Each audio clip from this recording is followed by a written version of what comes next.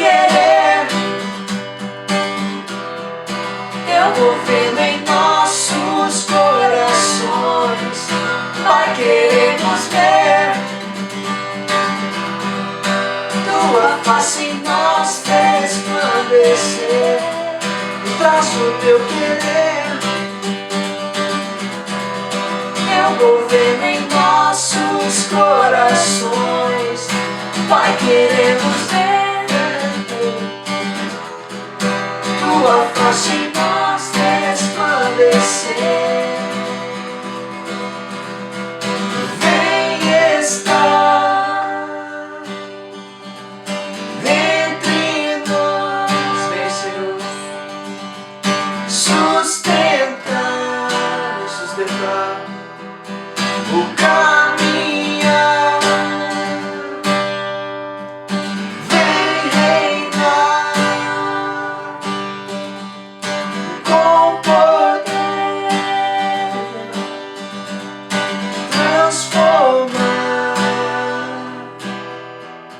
e despertar. Traz o teu querer, o teu governo em nossos corações. Pai, queremos ver tua face em nós resplandecer. Traz o teu querer, teu governo em nossos corações. Pai, queremos ver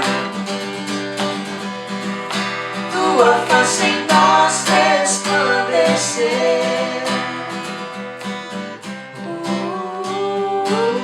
Vem, Senhor, vem sobre nós, Santo Espírito.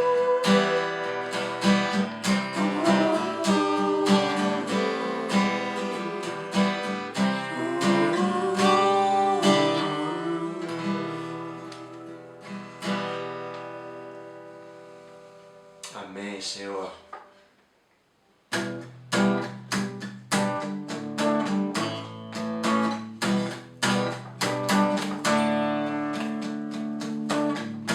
Deus de glória, Deus de poder, a ti me entrego. Não há nome como o teu, a ti me entrego. Nem governo em lugar nenhum, a ti me entrego. E ninguém tem maior poder, a ti me entrego. Que meu nome em ti se encontre, a títulos não buscarei. Eu abandono os outros deuses, a ti me entrego.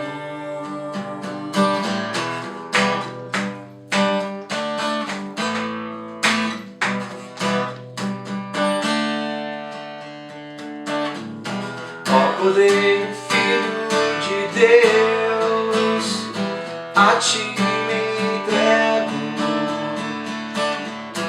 Meu pecado te feriu, a ti me entrego. Liberdade vem de ti, a ti me entrego. Por tua morte curado sou, a ti me entrego. Que meu nome em ti se encontre, a títulos não buscarei. Eu abandono os outros deuses, a ti me entrego. Que meu nome em ti se encontre, Jesus. Títulos não buscarei. Eu abandono os outros deuses, a ti me entrego.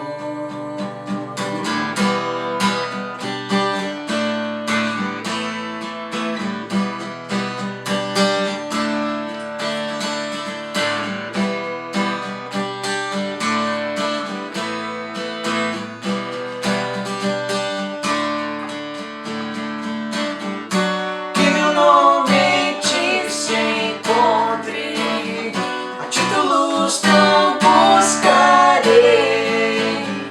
Eu abandono os outros deuses, a ti me entrego. Que meu nome em ti se encontre, a títulos não buscarei. Eu abandono os outros deuses, a ti me entrego. A ti me entrego, a ti me entrego.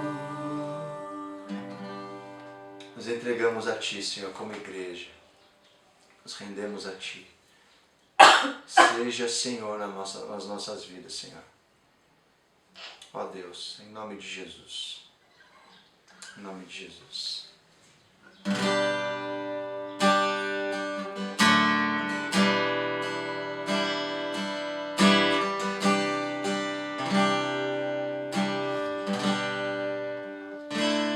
Ante a cruz dobrarei o que sou, o que sou. Eu sou teu, usa-me, meu Senhor, meu Senhor.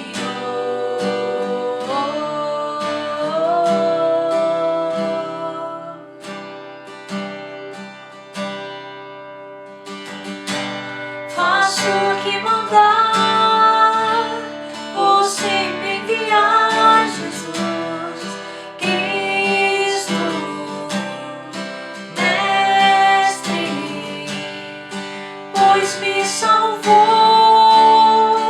morreu por mim, te servirei até o fim.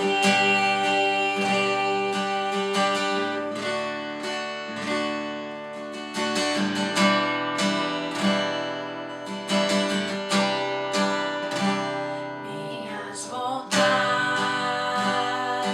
renderei ao Senhor,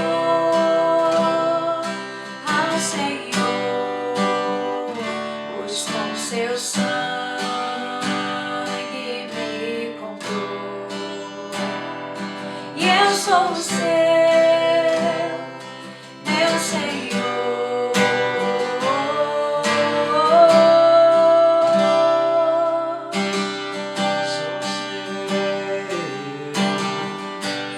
Faço o que mandar, vou sempre enviar Jesus Cristo, Mestre, pois me salvou, morreu por mim, te servirei até o fim. Faço o que mandar, vou sempre enviar Jesus Cristo, Mestre, pois me salvou, morreu por mim, te servirei até o fim, até o fim.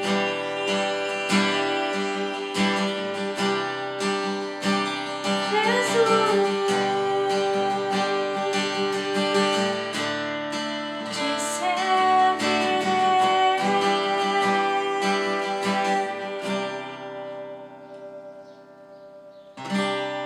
Sou seu servo, Jesus, estou aqui. Sou seu servo, Jesus, estou aqui. Sou seu servo,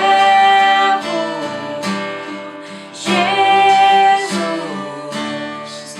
estou aqui. Sou seu servo, Jesus,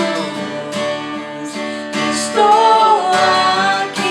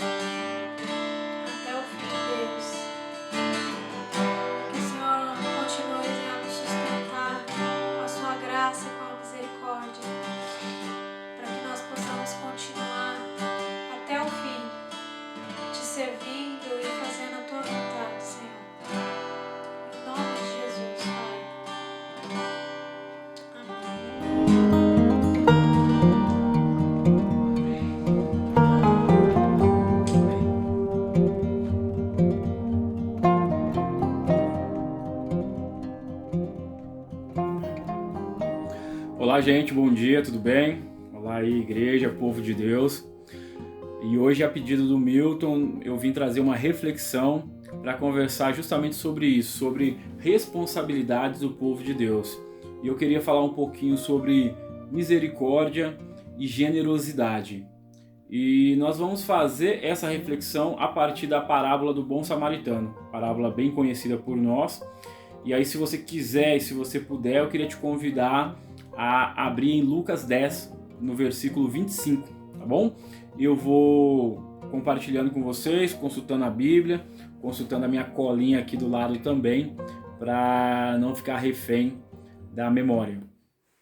Então, Lucas 10, 25 vai dizer assim: certa ocasião, um perito na lei levantou-se para pôr Jesus à prova e lhe perguntou: Mestre, o que preciso fazer para herdar a vida eterna?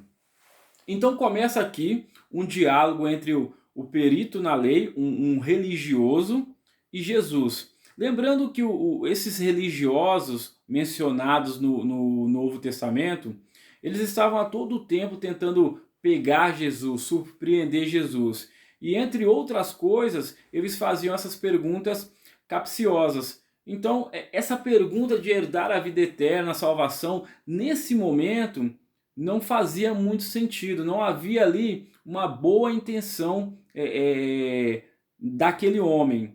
E isso vem trazer para a gente, nessa primeira parte da reflexão, uma ideia do que não é ser misericordioso e do que não é ser generoso, mas principalmente o caráter da misericórdia e o caráter da generosidade. E aí a gente vai entender que o religioso ele está sempre trazendo questões doutrinárias, ele está sempre tentando trazer como primícia questões de rituais religiosos. E aí, para ilustrar um pouco, várias das vezes nasce algumas ações a partir da igreja para se revelar o amor de Deus. E aí a primeira pergunta que os religiosos vão fazer mas você falou de Jesus? Ou vai falar de Jesus? Tome cuidado com essas pessoas, porque elas são perigosas, porque elas querem saber se você está discipulando, querendo saber se você está evangelizando, se você está fazendo propriamente dito a ação evangelística e muitas vezes proselitista. E nós temos inúmeras maneiras para revelar o amor de Deus. Não que essas outras coisas elas não sejam necessárias e elas não tenham o seu momento para se fazer. Mas cuidado com quem está sempre questionando a necessidade de você fazer uma exposição clara, aberta, evidente, uma questão evangelística sobre Jesus e sobre Deus. Então o primeiro ponto é esse: cuidado para não ser religioso. Seja povo de Deus, mas não seja religioso. No versículo 26, Jesus ele também responde de maneira inteligente, como ele sempre fazia, e ele vai dizer assim: o que está escrito na lei? Respondeu Jesus: como você a lê? Então o primeiro ponto é: o religioso ele conhecia a Torá, a escritura sagrada da época, do período. Então o religioso ele lê a Bíblia, mas uma grande questão é o segundo ponto: como você a lê? Como eu e você estamos lendo a Bíblia? Quais são as nossas fontes? É extremamente importante que a gente tenha cuidado com relação a isso. Como nós estamos construindo a nossa linha teológica, como nós estamos construindo a nossa linha de pensamento dentro da fé.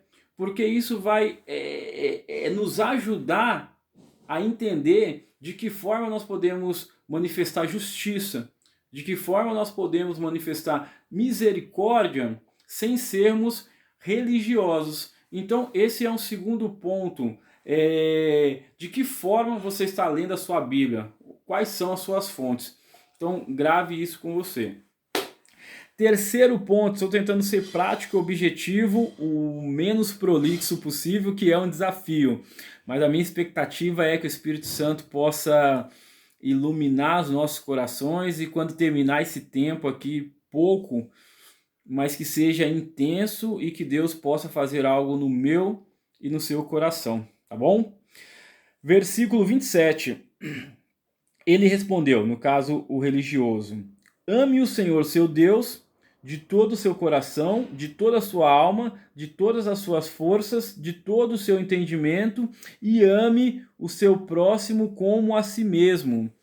O religioso, ele conhece a Deus, ou pelo menos ele conhece teoricamente, ele conhece as doutrinas, ele sabe a matemática do céu, olha, tanto de oração, mais tanto de adoração no culto, mais tanto de campanha, mais tanto de subida no monte, 2 mais 2 é 4, eu vou para o céu.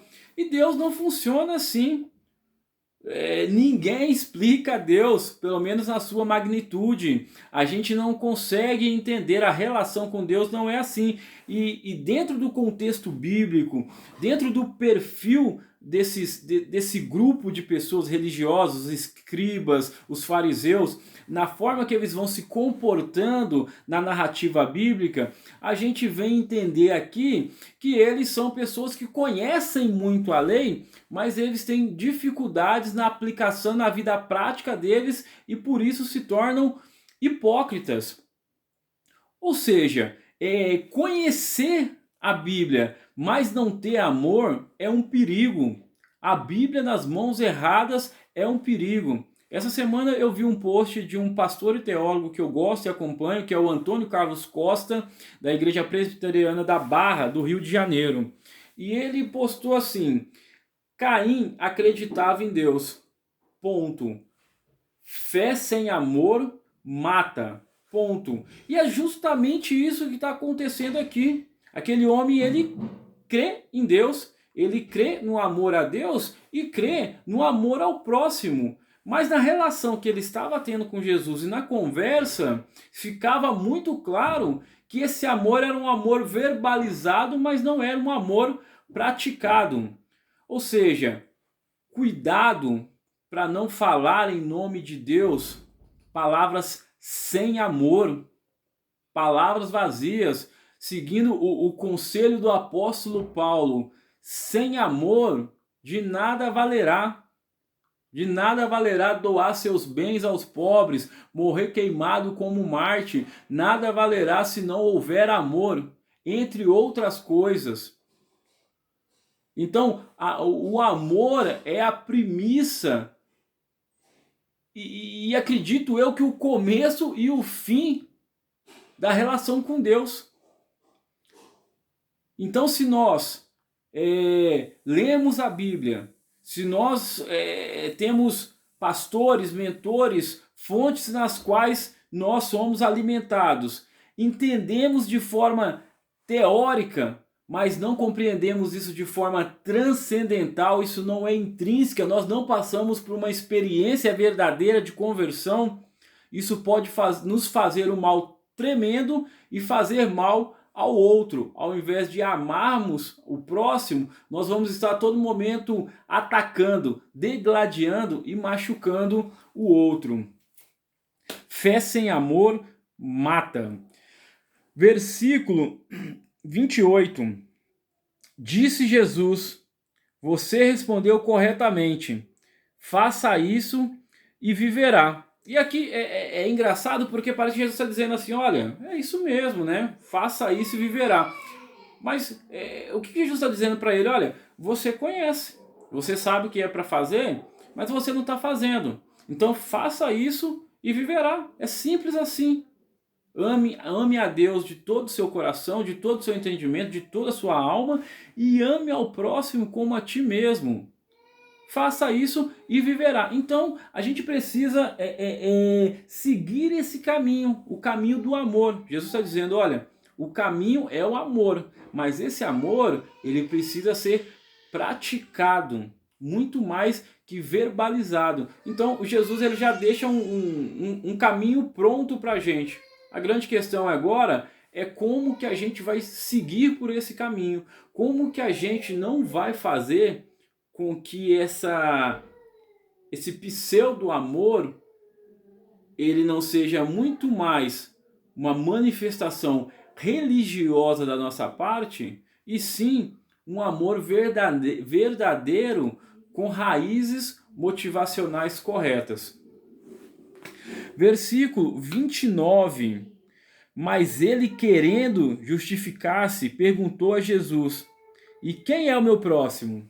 Mais uma vez, o texto dá a entender que nós estamos conversando com um religioso que não está preocupado em amar, e está preocupado sim em questões doutrinárias, em questões de rituais religiosos, com a estrutura do culto, com a estrutura da religião. Ele tentou ali arrumar uma justificativa para tentar entender quem é o próximo deles. E Jesus já tinha deixado essa relação relativamente meio clara. Essa pergunta, ela poderia ser até vista com bons olhos. Quem é o meu próximo?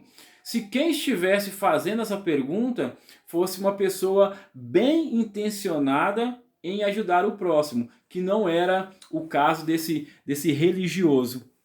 E aí a gente vai agora para o versículo 30. Lembrando que essa conversa, ela passa a ser uma conversa difícil por parte do religioso, que ali não está querendo aplicar amor, e ele está assim querendo colocar Jesus contra a parede.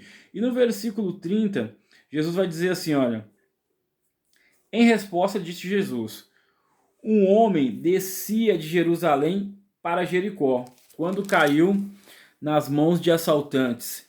Esses lhe tiraram a roupa, espancaram-no e se foram, deixando-o quase morto. E aí Jesus então começa a explicar para esse fariseu, para esse perito na lei, esse estudioso da palavra, quem seria o próximo dele. Jesus agora, ele vai... não seria uma tentativa, mas ele vai fazer agora com que esse religioso deixe de pensar de maneira fundamentalista e passe a pensar de maneira evangélica com relação ao evangelho. E aí ele vai explicar, ele vai expor uma dor, ele vai expor um problema. E por mais que seja uma parábola, essa parábola está relacionada com uma cultura, com um fato real daquele momento. Realmente, esse caminho de Jerusalém para Jericó era um caminho perigoso. Estudiosos vão dizer que tinham duas principais rotas, uma mais longa e mais tranquila, uma mais curta e mais perigosa. E realmente ali, nessa mais curta e mais perigosa, acontecia vários assaltos, os bandidos se aproveitavam para cometer alguns delitos. Então Jesus pega essa realidade, esse fato, e agora ele conta uma parábola em cima disso, contando que um homem ali foi agredido, foi espancado e ficou quase morto, e foi assaltado, teve os seus bens tomados. E aí, isso vem ao encontro da nossa vida e da atualidade, desse momento contemporâneo. Nós vivemos em ambientes perigosos. O mundo é mau, o mundo está mal. Pessoas matam a todo momento, pessoas roubam a todo momento, pessoas se corrompem a todo momento. Nós estamos a todo tempo lutando contra as maldades do mundo.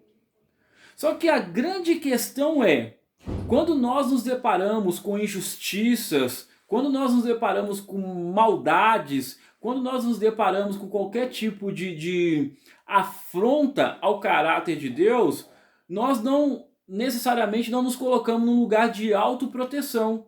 Nós nos colocamos em um lugar de sal e luz, de agentes de transformação, dizendo, olha, o que eu posso fazer? Quando você se depara com um morador na frente de rua, de frente com um morador de rua, a nossa resposta não deveria ser medo, nojo ou até um sentimento de dó que não vai levar a nada, mas sim um sentimento de o que eu posso fazer por esse morador de rua? Dar comida, dar cobertor, tentar tirar ele da rua. Quando eu me deparo com uma situação de agressão física, o que eu posso fazer para intervir nessa agressão física? Quando há um homem batendo numa mulher, eu devo denunciar? Enfim, nós precisamos, como povo de Deus, oferecer respostas para as dores do mundo. Nós somos representantes legais de Deus na Terra. Então, uma postura de indiferença ou de autoproteção passa a não fazer mais sentido para a gente. E aí, nós vamos para o versículo 31. Aconteceu estar descendo pela mesma estrada um sacerdote, quando viu o homem, passou para o outro lado.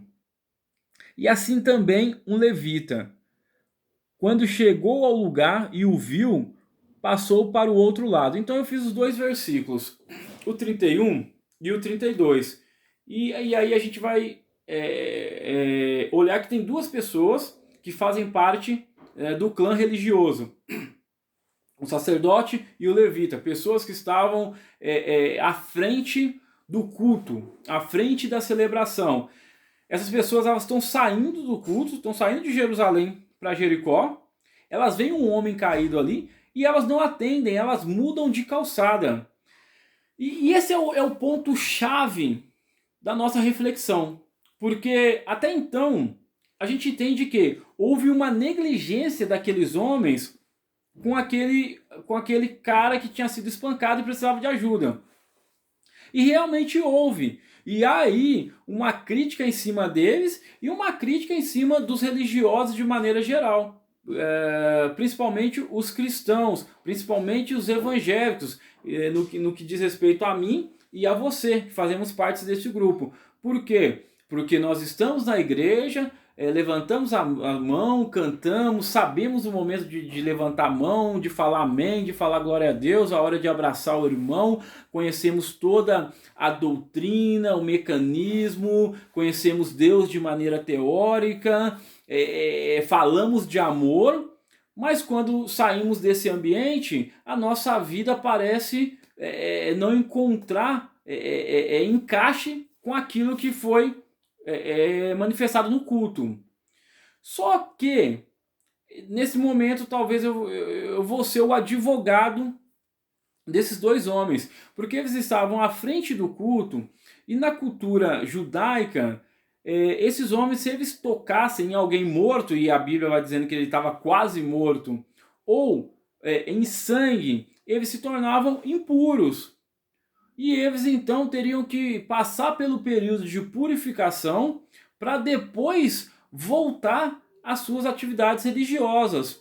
Então, naquele momento, poderia sim ter acontecido uma negligência, mas poderia ter acontecido um zelo daqueles homens com relação à sua fé, com relação à sua religião, com relação àquilo que eles tinham aprendido. Então, não que eles não quisessem ajudar aquele homem. Talvez haveria no coração deles um desejo de ajudar. Porém, a religião falava mais alto. Lembra que antigamente se falava de maneira séria e depois acabou virando uma brincadeira, mas dizia assim, a minha religião não permite. E é basicamente isso que aconteceu. A minha religião não permite tocar, porque ele está quase morto. A minha religião não permite tocar porque ele está ensanguentado. E eu vou ter que pregar, e eu vou ter que cantar, e eu vou ter que arrumar a casa do Senhor, e eu vou ser desqualificado da minha função. E por se tratar de pessoas que estavam à frente do culto, da religião, pessoas que determinavam alguns caminhos, tinha uma questão também de status. Naquela época também tinha uma espécie de fofoca, igual tinha hoje. Olha, o pastor caiu, o pastor traiu, o menino do louvor tá dando uns beijos na menina lá. Olha, o diácono roubou o dinheiro. Então, também tinha essa questão do status, da vaidade, que o líder não queria se expor. Então você, minimamente, você consegue entender um pouco a cabeça daqueles homens. Porque eles tinham sido ensinados na sua religião que naquele momento eles não poderiam socorrer aquele homem. Eles estavam sendo zelosos com relação à sua religião. Só que isso rouba deles a humanidade, a ponto de eles não poderem cuidar de uma pessoa. E a religião ela pode roubar a minha e a sua humanidade, tirando de nós o que há de mais precioso, que é o cuidado com o outro. Não há nada mais precioso para Deus do que eu e você. Nós somos o ápice da criação divina. Quando o homem desobedece a Deus no jardim, o homem então ele rompe com Deus, ele rompe com o mundo e ele rompe com o outro. Os relacionamentos foram quebrados. E a gente passou a não saber mais se relacionar e nós perdemos ali a nossa humanidade. Se tem algo que nós estamos fazendo hoje aqui, principalmente quando nós estamos associados a Cristo, é para que a nossa humanidade seja reestabelecida. Então a religião roubou daqueles homens a humanidade deles, a ponto de eles verem alguém quase morto e não estender a mão e acolher para ajudar. No versículo 34, vai dizer que, aliás, no 33, mas um samaritano, estando de viagem, chegou onde se encontrava o homem, quando o viu, teve piedade dele. Só reforçando mais uma vez que a relação entre o judeu e o samaritano, os judeus não gostavam de samaritanos, os judeus eram o povo de Deus, era a religião principal. Vamos fazer uma relação hoje entre os evangélicos, que se dizem detetores de Deus, a religião correta, quem tem o Deus correto. Essa é mais ou menos a nossa pronúncia. E aí a gente detesta os samaritanos, que talvez seria as religiões de matriz africana, os homossexuais. Então, a religião evangélica, de maneira geral, alguns representantes, e aí a gente não está generalizando, eles tinham têm esse olhar para um grupo da sociedade. No caso dos judeus, era para os samaritanos. Tanto que a oração dos judeus, quando ele acordava pela manhã, era: obrigado, Deus, por eu não ter nascido mulher, por eu não ter nascido cachorro e por eu não ter nascido samaritano. E aí Jesus usa o próprio samaritano para socorrer um homem em comparação ao judeu que não socorreu, ao cara da religião. Então esse é o primeiro ponto, que nós muitas vezes estamos apontando para religiões, para pessoas como ímpios, como incrédulos, como impuros, mas eles estão manifestando muito mais o amor de Deus do que nós. E aí o segundo ponto, que é um ponto muito interessante, vai dizer que ele o viu e teve piedade dele. Aquele samaritano viu aquele homem e teve piedade dele. Eu e você, como cristãos, e a igreja como instituição, nós somos a comunidade da misericórdia. Em algumas versões, essa passagem vai dizer que esse homem se moveu de íntima compaixão. A compaixão, a misericórdia, ela tem que estar no nosso DNA. Ela tem que estar na nossa essência. Ela não é parte do nosso rito, parte da nossa igreja, parte da nossa vida, não é. Ela é a nossa vida. Porque o Jesus é o rei da misericórdia, Jesus é o rei da graça, o rei da compaixão. E nós também somos. Então, por exemplo, quando se cria algumas agendas na igreja, por exemplo, o dia da misericórdia, e essa agenda ela não está relacionada com uma vida de misericórdia da igreja, isso não faz mais sentido. Não faz sentido criar pautas isoladas de ação social, de ações de misericórdia, se isso não for o dia a dia de uma instituição, se isso não for o meu e o seu dia a dia. Você e eu vivemos em misericórdia. da hora que acordamos à hora que dormimos. Por quê? Porque nós representamos um rei que é assim. Nós somos filhos de um Deus que é assim.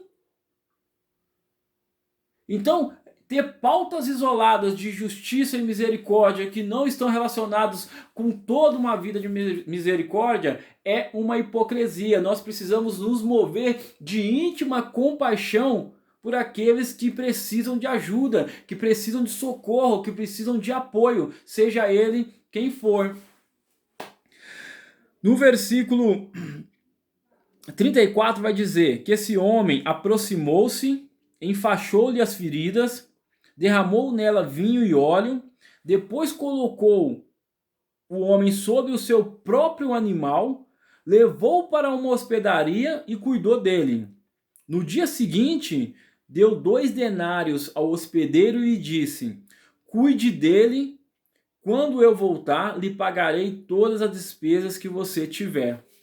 Então esse homem ele fez o trabalho completo. E aí já cai por terra aquela ideia antiga, né, de que a relação missionária é assim: tem os que oram, tem os que doam e tem os que vão. Não, todo mundo ora, todo mundo doa e todo mundo vai. Essa foi uma maneira que a religião encontrou de selecionar as pessoas, cada uma para um lugar. E não, a nossa responsabilidade é em orar, a nossa responsabilidade é em doar e a nossa responsabilidade é em ir e colocar a mão na massa. Nós somos convidados a isso. E esse homem, esse samaritano, esse cara que não é da religião, que não é do nosso grupo, esse homem fez o serviço completo. Cabelo, barba e bigode. E isso precisa nos convidar a uma vida de justiça e misericórdia, de forma generosa. Nós precisamos entender as formas, os dons que Deus nos deu, os talentos que Deus nos deu e como que nós vamos fazer para manifestar isso. E isso vai mexer com as nossas finanças. Isso vai mexer com as nossas emoções. Isso vai mexer com os nossos bens. Isso vai mexer com o nosso tempo.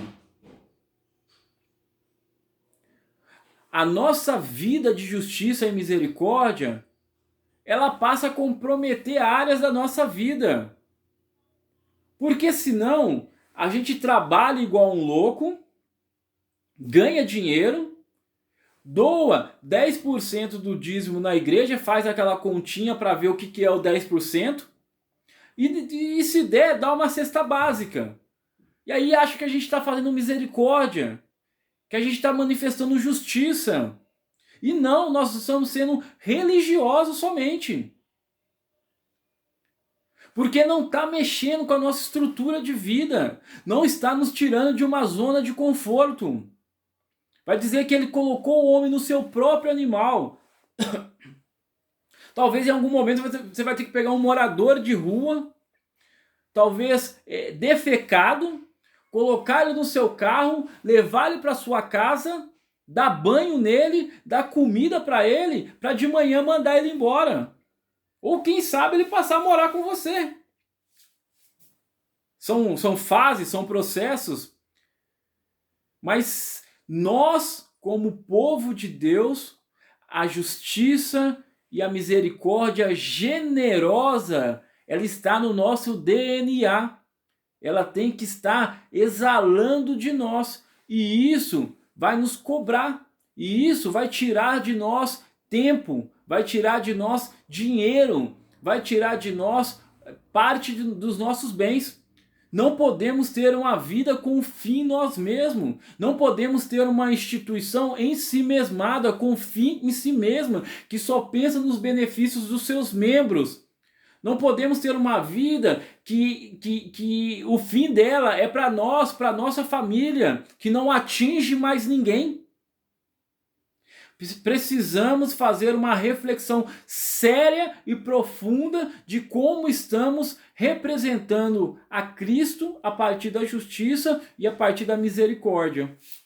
E caminhando para o final, no versículo 36, Jesus vai dizer para aquele homem: qual desses três você acha que foi o próximo do homem que caiu nas mãos dos assaltantes? Aquele que teve misericórdia dele, respondeu o perito na lei. Jesus lhe disse: vá e faça o mesmo. Então aquela pergunta lá atrás que o religioso faz, quem é o meu próximo? Jesus responde agora. Ele vai dizer: olha, é aquele que está perto de você naquele momento. Naquela passagem lá, quando Jesus vai dizer: olha, ide, fazei discípulos em nome do Pai, do Filho e do Espírito Santo. A tradução ali do ide é indo. Indo pelo caminho. Então, quando você estiver indo pelo caminho, as pessoas que aparecerem pelo seu caminho, elas são alvos da sua misericórdia. Aquele homem que estava ali no chão, ele não era necessariamente o próximo do samaritano. O samaritano escolheu ser o próximo daquele homem. Escolha ser o próximo de alguém. Quando você abre os olhos de manhã, o próximo é o seu cônjuge, são seus filhos, são seus pais. Quando você sai, o próximo é o motorista de ônibus, é a pessoa que senta ao teu lado, é o morador de rua, é a menina negra vítima de violência, é a mulher vítima de violência doméstica, é a criança vítima de abuso sexual. É a política corrupta, são os juros abusivos e os impostos abusivos. São questões que nós temos que intervir porque estão afetando pessoas. O meu e o seu próximo é todo aquele que está perto de nós, o mais próximo de nós naquele momento e precisa de ajuda.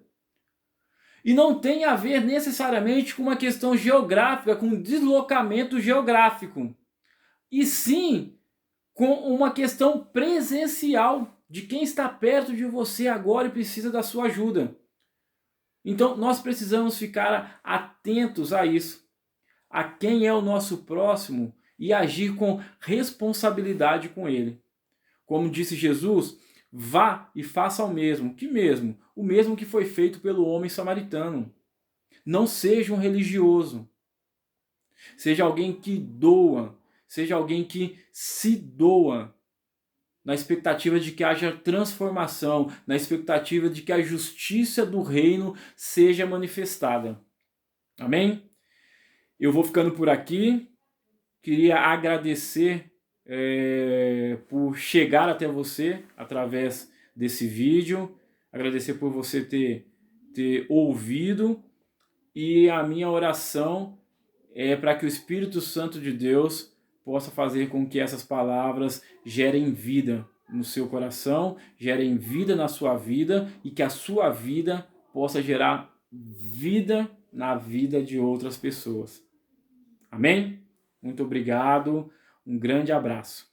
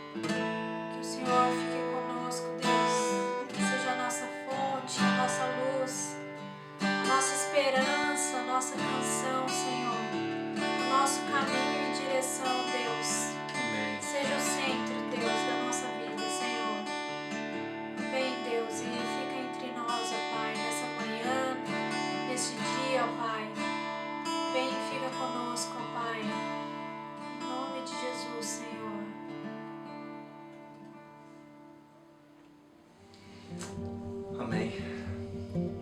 Deus abençoe.